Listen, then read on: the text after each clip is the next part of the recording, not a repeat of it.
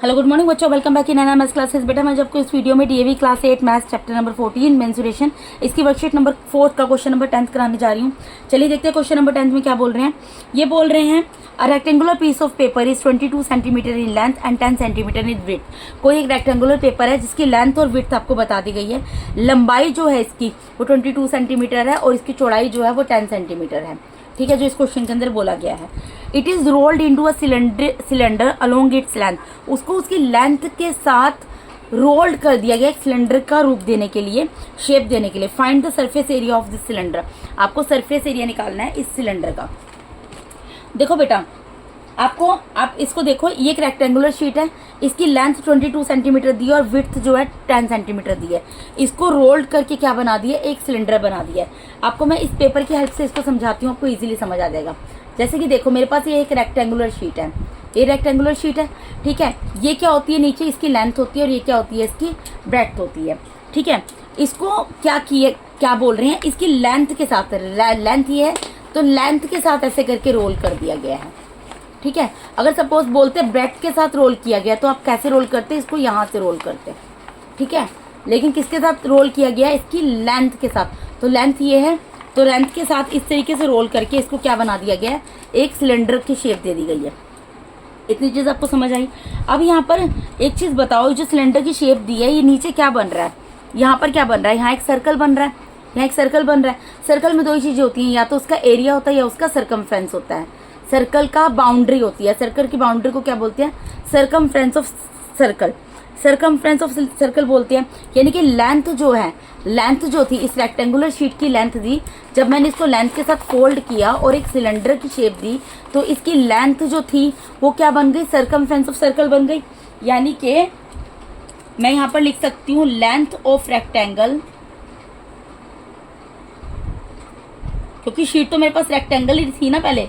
Length of rectangle क्या बन गई अब, is equal to circumference of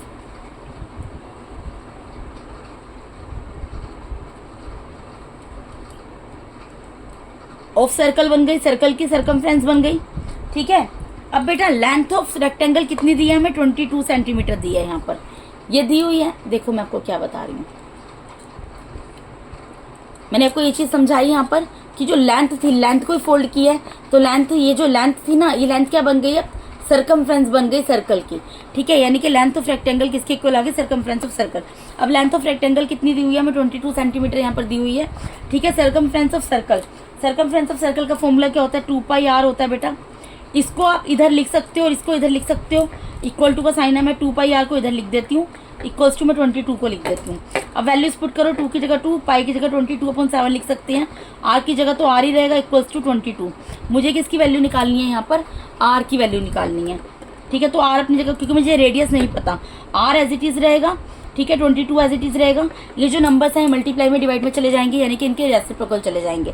1 है, 1 का 2 है, 2 का 1/2 चला जाएगा। मल्टीप्लाई में 22/7 है, इसका 7/22 चला जाएगा। तो यहाँ 22 से तो 22 हो जाएगा कैंसिल। ठीक है, यानी कि कितना आ गया है, 7/2 क्या आएगा, ये सेंटीमीटर। ये क्या निकल गई, रेडियस निकल गई। रेडियस ये निकल गई और हाइट कितनी दी हुई, रेडियस निकल गई और हाइट हमें दी हुई है। ये मैं साइड इधर लिखती हूँ बेटा। रेडियस हमने कितनी निकाल ली, रेडियस को हम डिनोट करते हैं आर से, ये निकल गई 7/2 सेंटीमीटर। ठीक है, और हाइट हमें कितनी दी हुई है इस क्वेश्चन के अंदर, 10 सेंटीमीटर दी हुई है। ठीक है, विड्थ दी है। देखो विड्थ क्या है, ये चौड़ाई है, ये रेक्टेंगुलर शीट है, ये रेक्टेंगुलर शीट है, तो विड्थ क्या है, विड्थ तो इसकी ये चौड़ाई है ना। तो चौड़ाई क्या होती है, हाइट होती है। अगर मैं इसको इस तरीके से, जब इसको मैं सिलेंडर की शेप देती हूँ तो ये क्या बन जाती है, इसकी हाइट बन जाती है ना विड्थ। तो यानी कि विड्थ और हाइट एक ही चीज़ है। यानी कि मुझे इस सिलेंडर की हाइट अब पता लग गई 10 सेंटीमीटर है और इसका रेडियस पता लग गया 7/2 सेंटीमीटर है। ठीक है बेटा, इस सिलेंडर की हाइट पता लग गई 10 सेंटीमीटर और इसका रेडियस पता लग गया 7/2 सेंटीमीटर। अब आपको क्या निकालना है, आपको कैसे पता लगेगा, आपको यहाँ तो ये बोला नहीं टोटल सरफेस एरिया निकालना है या फिर कट सरफेस एरिया निकालना है। देखो बेटा, ये जो सिलेंडर है, रेक्टेंगुलर शीट थी, रेक्टेंगुलर शीट तो खाली यही थी ना, रेक्टेंगुलर शीट तो खाली यही थी। जब इस रेक्टेंगुलर शीट को हमने फोल्ड किया तो इसका जो टॉप है और बॉटम है उसको तो हमने कुछ भी नहीं किया, उसमें तो कोई भी चेंजेस नहीं आए। हमने सिर्फ किसको किया, हमने तो इसका जो ये जो इसका सरफेस है, सिर्फ इसका जो रेक्टेंगल शीट थी इसके सरफेस को फोल्ड कर दिया जिससे हमारा सिलेंडर फॉर्म हो गया।